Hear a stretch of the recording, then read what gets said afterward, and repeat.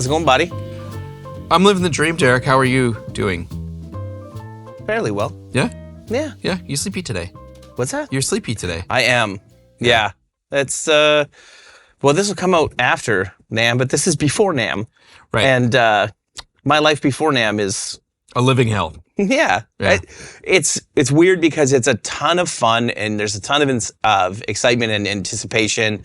You know, we have cool new things, at least we think they're cool new things that we're going to take to the show to show to a bunch of people. But that last, 2 weeks before the show or like before we leave anyway, of getting everything together, probably similar to you of when you're going on a full tour. Yeah. And then like that last week or two before you go is like the mad dash to get everything together and also line up everything to run smoothly at home or at work while you're away. Yeah. And it just means a lot of very, very late nights for me. Yeah. And then some earlier starts than you would like. But it's all for good things and fun things and So Cool. Yeah. Yeah, me too. All for different reasons. I just have small kids, so Yes. our sleep is all over the place. Sometimes it's great. Some baby sleeps through the night. Yep. Oh, best time. Yes. Sometimes she does not, and then the toddler also wakes up in the middle of the night and makes some unreasonable request that, of course, you're gonna do because it's the path of least resistance. That's right. I get my 3-year-old comes in and is like, "Daddy, you come sleep in the chair." And I'm like, "I don't want to sleep in the chair." Sleep in the chair. Okay, I'll come sleep in the chair. If that makes you go back to sleep, I can sleep in a chair. So sure. I think that's like when we had one kid, we were way more like, no, here's our routine, and this is our approach. We have a philosophy and an approach that we will. Yes. And then we had 2 kids, and we're like, fuck it. Yeah. Survival first. Path of least resistance. Do I sleep in a bed that's a foot and a half too short for me? Almost every night. Yeah. Yeah. You know why? Because at 2:30 in the morning, when my 3-year-old is like, I want to snuggle with mama, I'm just not going to have that fight. Yeah. Because when we only had one kid, I would have the fight. I would put her back down in her bed. She would cry for like an hour. I would, whatever. Not anymore. No. And if anybody who's going to judge me for that, see you I later. judge you hard for it. Yeah. No. I judge me for it too, honestly. I remember having like strong ideals that. Well, you have 4 kids, so it's even more. Our kids are not going to sleep on our bed. And I mean, I woke up this morning to my son kicking me in the back of the head. And he's asleep kicking me in the back of the head, but I'm like, "Oh, you're here. Well, it's only one of you. That's good." So, and I'm like, and I didn't notice until now. And I'm late. I got to get up anyway. So let's go. It's a beautiful time. It's a wonderful time, and I wouldn't trade it for anything in the world. But boy, do I ever look forward to getting some more sleep. Speaking of which, Kingsley Troubadour. That's right. Because it is the Golden Age of Gear podcast where we talk about the gear from this golden age that we live in. Featuring Derek Eastfeld, myself, Joey Landreth. That's right. From snowy Winnipeg, Manitoba, Canada. Yeah, it's cold. It's a brisk minus 21 today. Yes. Terrible. It's not ideal. It's not even close to as cold as it gets here, but it's still awful. No. Because it's actually been pretty warm for us for the last couple of days, and whatever. Let's not talk about that. Yeah. This is the second Kingsley pedal that's been on the show. I am a huge fan of Simon from Kingsley and his pedals. And I have many of his pedals, and I bought used. Normally I get them straight from him, but I bought used two more. Nice. Which at some point I'll bring on the show. I just love what he does. He builds everything with tubes. And I have yet to dislike a single thing that he's made. And this is not a regular item. You can custom order it. It's not like you have to be you don't have to be some goofball like me. You just have to custom order it. But it is a 5E3 Deluxe. Okay. Preamp. And he's the first person to say it's not, part of the sound of the 5E3 is the power amp and the phase inverter and things like that. So this is just the front end of the amplifier. But anybody who knows sort of Tweed Deluxes knows that the two input stages, they interact with each other. Okay. Whether or not that was intentional by Leo Fender back in the day, or if it was a happy accident, what you do with one knob affects regardless of where you're plugged in. So obviously this is a pedal, so there's just one input, but on the original 5E3s, there's 4 inputs. There's a normal 1 and 2, so a regular input, and then a attenuated input, and then a bright 1 and 2. Okay. And so if you're plugged into the bright channel, the normal channel volume will play. Gotcha. Okay. But the crazy thing is the channel 2, basically I just dime it. That gives you Yep. Channel 1, as you turn it up, will actually clean it up. Oh, so it has the interesting. opposite effect. So if you want it gainy, you go all the way down on 1, all the way up on 2. Some things to note of the Kingsley pedals is they are meant to be used in the effects return of an amp. You're right. So to be there in place of your preamp. So he has it set up. There's 3 sort of volume modes, output modes. Front of amp, he calls it FOA. Yep. Which is meant to be used as more of a standalone pedal into the front of your amp, which is how I'm going to use it today. Yep. Or then there's like a middle setting, which gives you a little more volume. And then preamp mode, which is meant to drive your power amp. Okay. And then this has a bright switch, so you've got some extra stuff. Master Cool. volume, 2 volumes. So let me plug it in. Because we don't have like a pedal cam, I'll just sort of walk through what I'm doing with it, Sure. Yeah. Yeah. and then you can have a play. Yeah. Sounds Why good. don't you play? Okay. Do you have the cable somewheres? I don't. It's around here somewhere. Oh, there it is. Found it. Yeah. We hit it.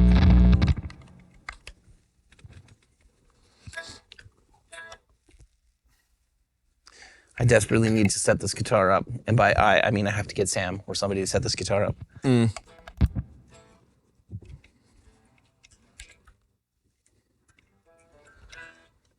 Okay.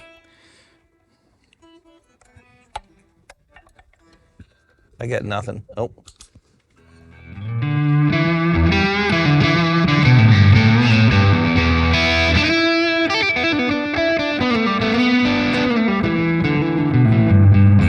Go back to when it was the preamp. Okay. Yeah, it hits the amp obviously quite a bit harder.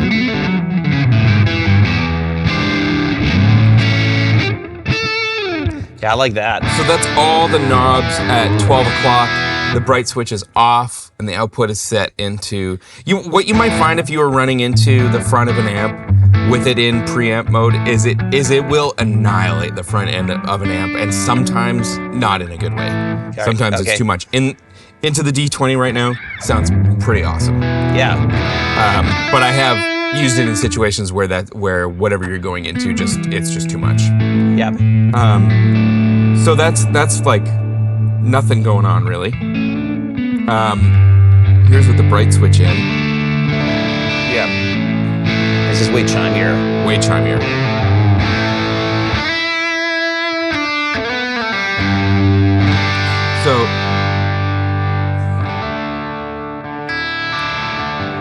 So what I've done here is I've cranked volume 1 all the way up. And so you can basically take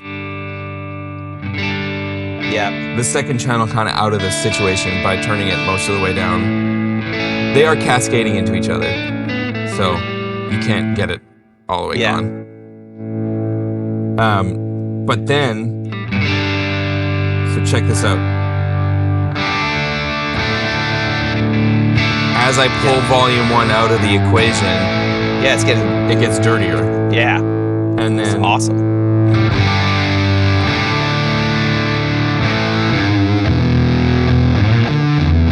In the fuzz territory. almost goes fuzz, yeah. It's kind of like when a phase inverter starts breaking up. Yeah.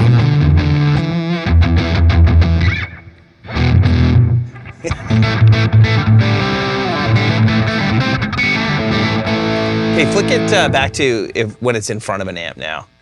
Yeah.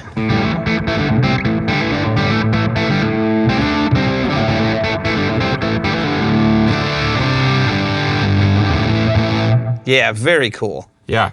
So here's the middle of the road in terms of output.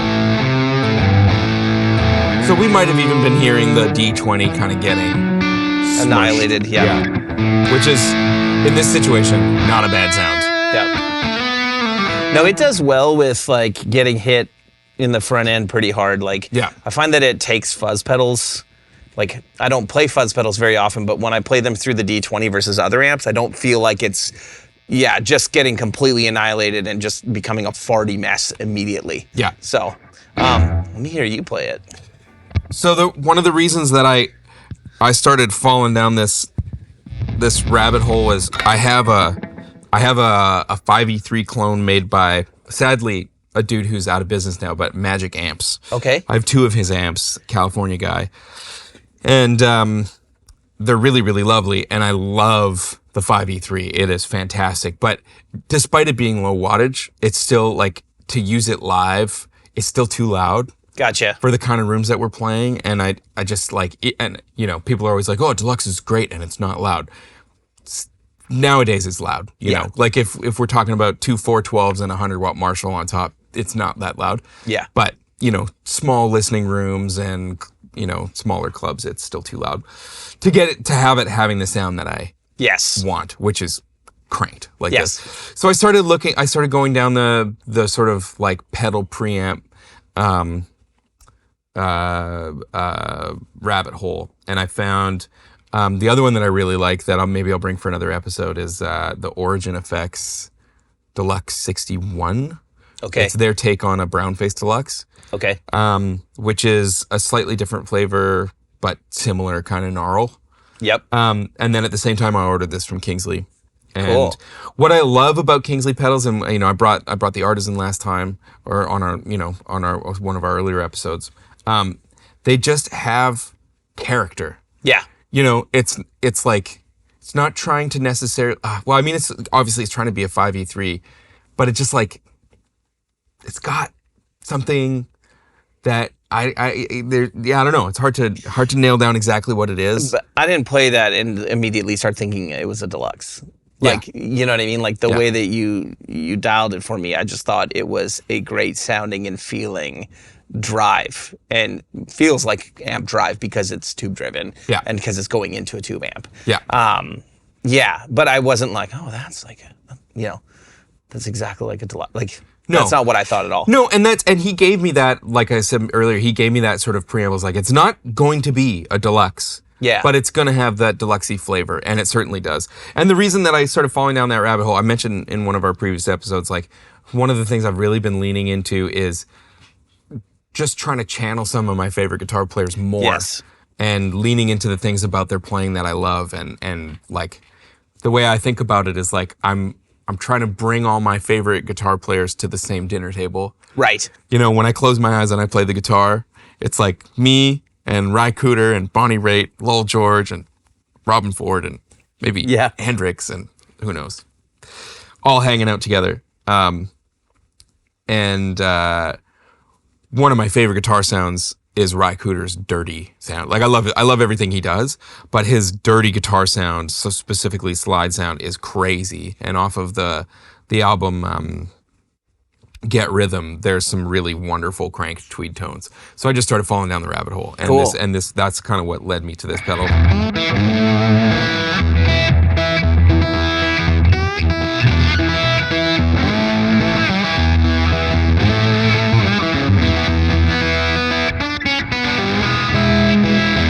It's just like when you hear him, I mean, I'm doing my best to try and kind of play some Cooder-esque stuff. When you hear him do it, it's like there's nothing better.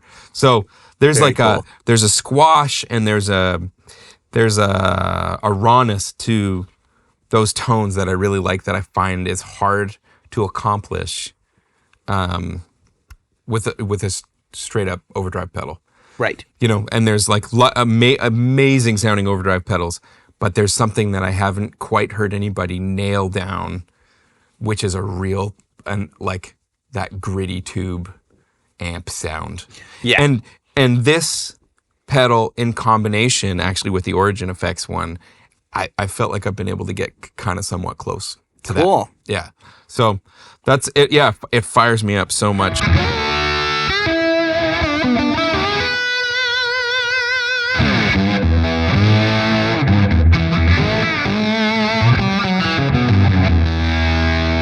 Like it kind of comes apart, you know? I don't know. And that's something about like the 5E3 circuits is they weren't heavily filtered, so you were getting a lot of bottom end going through the circuit, which makes things flubby. And you know, nowadays we're filtering a lot of those sounds out of amplifiers, but that was kind of something that made it sound like it was like literally going to explode. Yeah. You know, they're terribly inefficient, but it's what is cool. Well, it's that thing that also allows a guitar player to sound a little bit like they've got a bass player with them when you're playing stuff like what you're playing, right? Like you're not missing having a bass player there when you've got that bottom end. And the older Fenders, that's one of the things that I like about old Fenders is that they have that boominess to the bottom end. So when you're just sitting and playing without a band, it's so incredibly gratifying because you get to hear all of that bottom end, right? Yeah. And that's one of the things that has always drawn me to, especially to like 60s Fenders, is that you can get that, but you still get a really nice top end that's not like, it's not like chimey and like, to me, Voxes are often kind of too bright and a little too stiff in the top. Yeah. I feel like that the fact that they're not filtering out all that bottom end makes it, it makes it feel less stiff. Yeah. Yeah. Yeah. Yeah, and they've got it's a very satisfying sound to play with. One thing I will say is that it's not super conducive. It works great in a trio setting.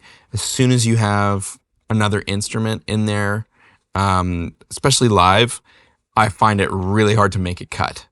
Right. And it's something like I said, like when you're in a trio, you got a little more room. Right. Then it fits. But a lot of those sounds don't work super well, especially when you've got another guitar player. So were you using that at all on your last run with Murray, or is that's where you would take it out? I was for part of it, but I did eventually take it out and start to go for like, you know, the SD9 was a big part of my sound in the trio, the sort of bros trio that we were doing.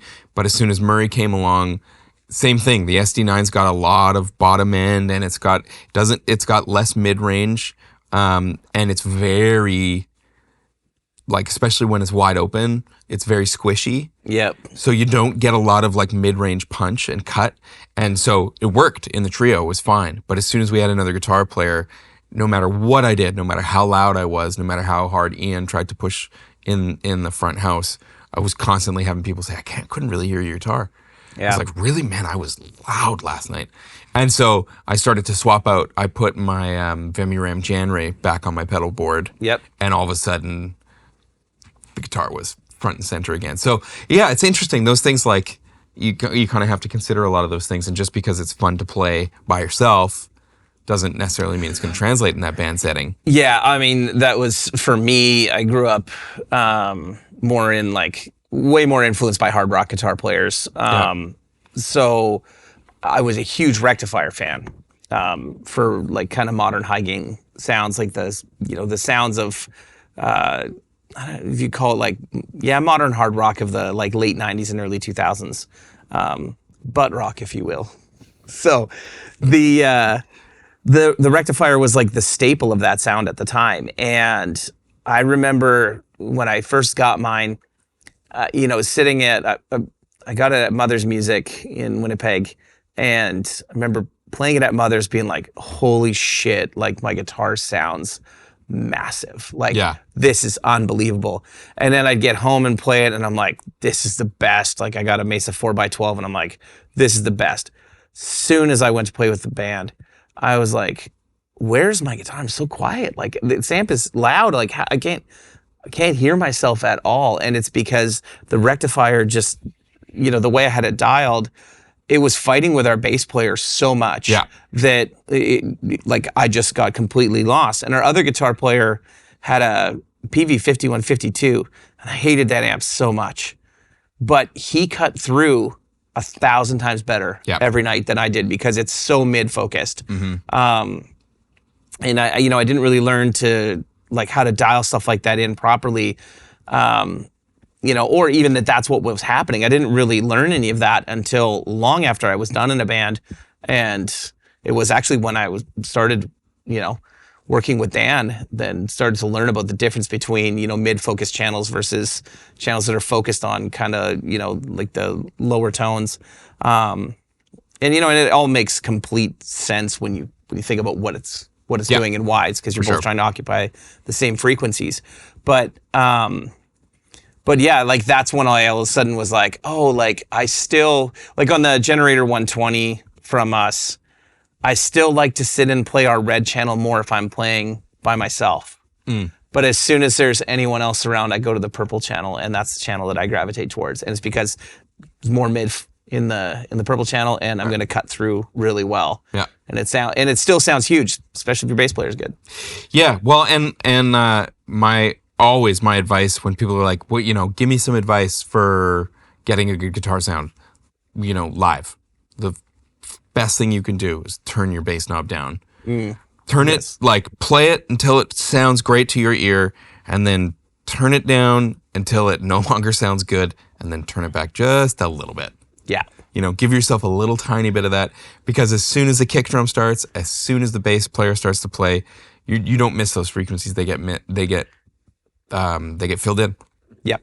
And it's not like you don't perceive them to be there. Like when I dump the bottom end out of my guitar sound to a point where it feels like, okay, this is going to help cut.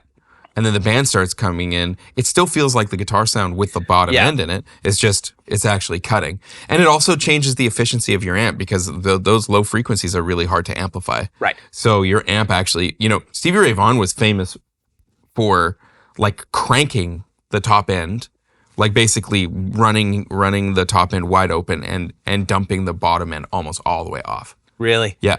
And like,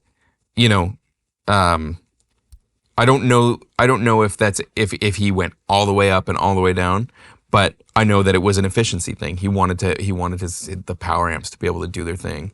And so there wasn't, and his guitar sound was far from thin sounding. No, yeah. But he also was combining a lot of amps. So, but anyway, all that to say, this thing rips, absolutely rips, has so many great sounds in it, like from really lovely edge of breakup to complete annihilation. And I just can't say enough good stuff about the Kingsley pedals. I'm just a huge fan. Yeah, I really like how this one sounds, and while I'm not a fuzz guy, I did really appreciate the artisan and the fact that I agree with you that that's a good place to kind of start. Yeah. If you're trying to learn how to play fuzz, like I'm slowly doing, which will take me a year. I'll bring you a couple of Mark I tone benders and fuzz faces to try out. Well, you've got a great fuzz face, but yeah. Cool. So that'll be the next place to go. But awesome. Yeah. So that's the Kingsley Troubadour. Awesome. Did you want to try it? You did try it. I did try it. Yeah. Yeah. I'm also tired. Yes. So thanks everybody for hanging out with us, and I don't know. We'll see you whenever we do the next one. See you soon. Probably in a week. Probably in a week. Yeah, it's normally how it goes. If anybody knows anybody at Bubbly, we're looking for a sponsor. Nice. Bye. Bye.